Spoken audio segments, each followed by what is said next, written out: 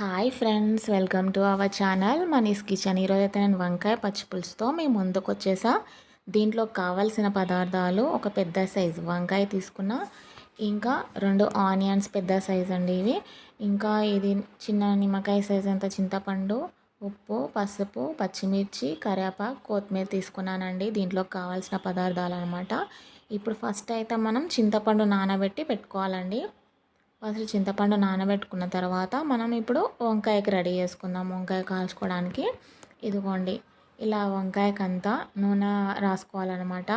నూనె రాసుకొని మనం ఇది కాల్ చేసుకుందాం ఫ్రెండ్స్.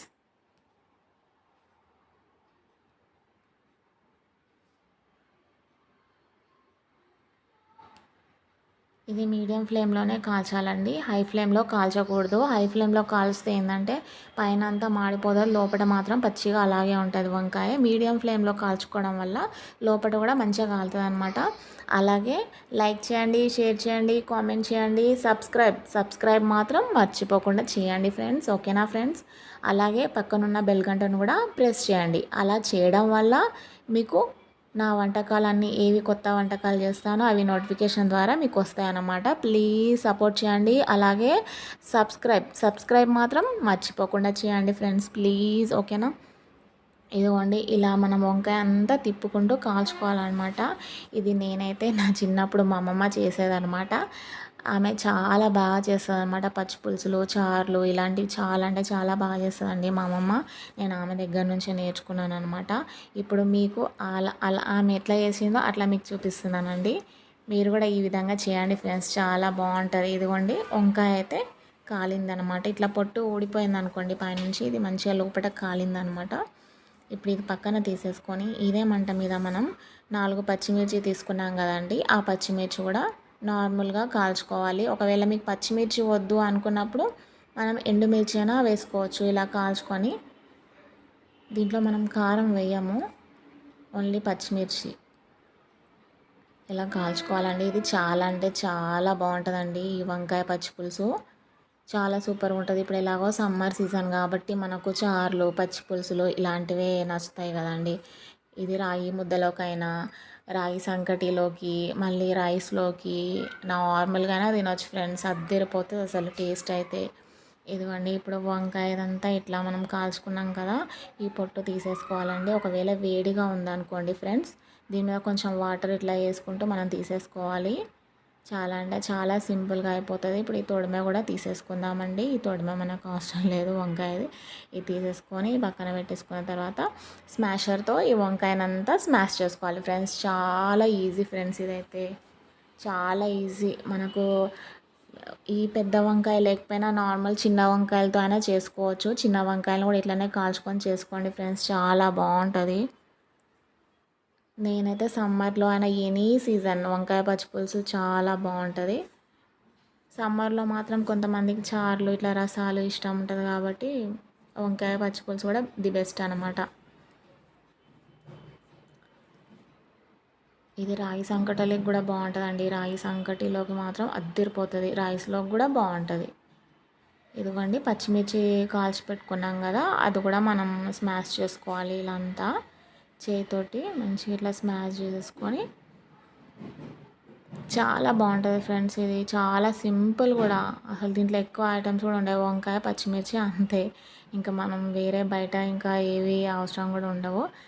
టేస్ట్ కూడా ఎక్సలెంట్గా ఉంటుంది. టేస్ట్ కూడా అస్సలు అద్ది సూపర్ అంటే సూపర్ ఉంటుంది ఫ్రెండ్ టేస్ట్. ఇప్పుడు మనం చింతపండు ఉంది కదా, అదంతా రసం తీసి పెట్టుకుందాం ఫ్రెండ్స్. చింతపండు అయితే నేను ఒక నిమ్మకాయ సైజ్ అంతా తీసుకున్నా. మరీ పుల్లగా ఉంటే బాగుండదు, సో నేను ఒకటే నిమ్మకాయ సైజ్ అంతా తీసుకున్నానండి.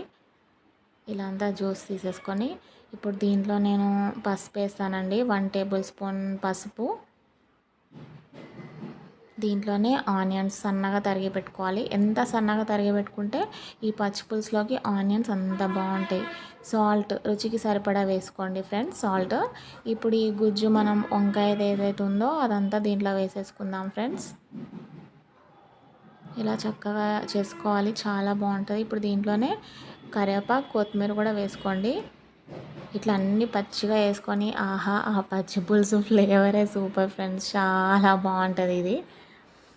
ఇలా అన్నీ వేసుకొని ఇది బాగా పిసుక్కోవాలండి. ఇట్లా ఈ కరివేపాకు, కొత్తిమీర, పచ్చిమిర్చి, ఇప్పుడు నేను 2 పచ్చిమిర్చి కూడా వేసుకుంటాను దీంట్లోనే.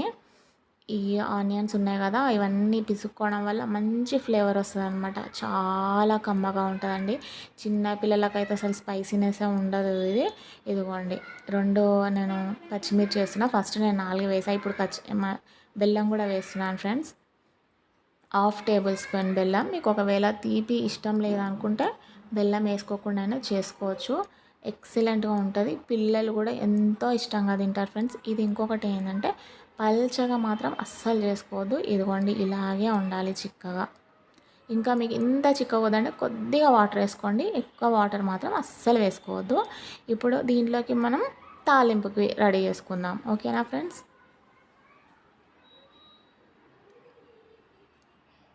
2 టేబుల్ స్పూన్ ఆయిల్ వేసుకుంటా దీంట్లోకి నేను ఇప్పుడు. 2 టేబుల్ స్పూన్ ఆయిల్, జీలకర్ర, ఆవాలు, శనగపప్పు, మినప్పప్పు, 2 ఎల్లిపాయలు. ఇంకా మనం 4, 5 ఎల్లిపాయలు వేయాలి. మళ్ళీ దీంట్లో ఇప్పుడు నేను ఏం వేసాను, ఎండుమిర్చి కూడా వేసాను అనమాట. 2 ఎండుమిర్చి. ఇప్పుడు 4, 5 ఎల్లిపాయలు కూడా వేస్తాను ఫ్రెండ్స్. ఈ ఫ్లేవర్ అయితే ఎక్సలెంట్గా ఉంటుందండి. మీరు ఇలాగే చేసుకోండి, నా కామెంట్లో చెప్పండి. అలాగే నా ఛానల్ని మాత్రం సబ్స్క్రైబ్ చేసుకోండి, నన్ను సపోర్ట్ చేయండి ఫ్రెండ్స్. మళ్ళీ కొత్త వంటకాలతో మేము ముందుకు వస్తా.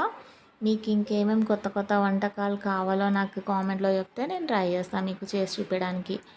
ఇదిగోండి ఇలా కరివేపాకు కూడా వేసుకుంటా. కొత్తిమీర అయితే నేను వేయను ఇప్పుడు తాలింపులో. ఈ వంకాయది ఏదైతే ఉందో మనం ఇదంతా రెడీ చేసి పెట్టుకున్నాం కదా, దాంట్లోకి ఇదంతా వేసుకోవాలి ఫ్రెండ్స్. ఎక్సలెంట్ అంటే చూడండి ఎంత బాగుందో. చూడడానికి కూడా తినడానికి కూడా అంతే బాగుంటుంది ఫ్రెండ్స్.